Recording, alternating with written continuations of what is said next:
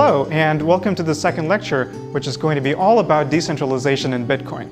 Now, in the first lecture, you saw a lot of the crypto basics that underlie Bitcoin, and we ended with a simple currency that we called Scrooge coin that seems to achieve a lot of what we want in a ledger-based cryptocurrency, except for one big glaring problem, which is that it relies upon the centralized authority called Scrooge. And we ended with the question of how do we de-Scroogify this currency? How do we go to a decentralized version of this? That's what we're going to see today.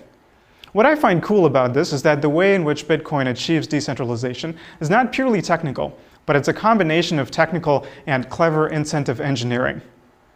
And at the end of this lecture, you should have a really good appreciation for how this happens, and a lot of the magic or the mystery of Bitcoin should become clear to you, and how it works, and why it's secure, and what makes it tick.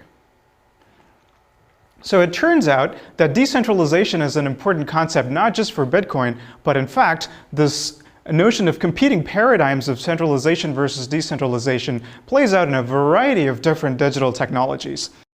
To understand Bitcoin's decentralization, I want to start with the caveat that decentralization almost always is not all or nothing.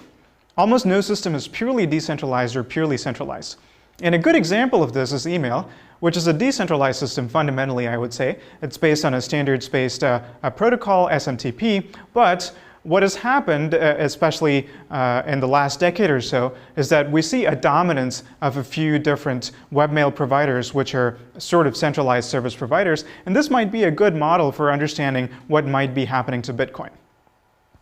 So with that, let's delve into some of the technical aspects of Bitcoin's decentralization, and I would break this down into at least 5 different questions. Questions like, who maintains this ledger of transactions? Who has authority over which transactions are valid? Who creates new Bitcoins? And in fact, other questions like who determines how the rules of the system change and how do Bitcoins acquire exchange value? So these are all components of decentralization of the Bitcoin protocol, more or less. And the first 3 of these are going to be the questions that we will consider in this lecture. And when I say how is Bitcoin decentralized, what I mean encompasses the first 3 of these meanings.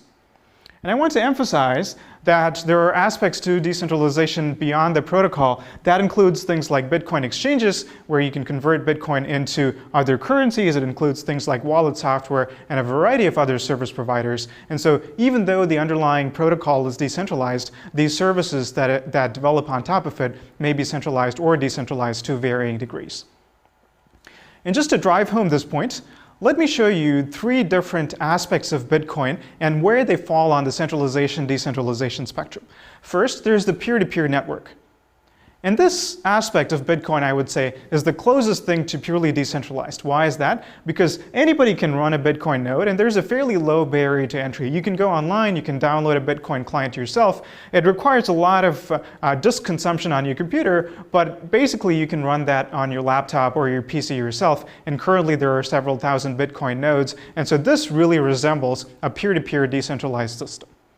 But that's not the only component of Bitcoin. There's also Bitcoin mining, which we'll study later in this lecture. And Bitcoin mining is technically also open to anyone, but it turns out that it requires a very high capital cost. It's a consequence of how the system happens to have evolved. And because of this, there has been a high centralization or a concentration of power in the Bitcoin mining ecosystem. And the community frequently sees this as quite undesirable. So this aspect of Bitcoin is not quite as decentralized as one might want it to be.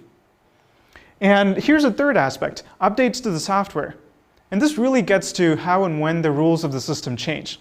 And once again here, one can conceptually imagine that everybody running a Bitcoin node will look at the Bitcoin specification and maybe even create their own software. And again, you have a purely decentralized system. But of course, that's not how it works in practice. The core developers are really trusted by the community, and they have a lot of power when it comes to determining what Bitcoin software each of these nodes will run on their computer.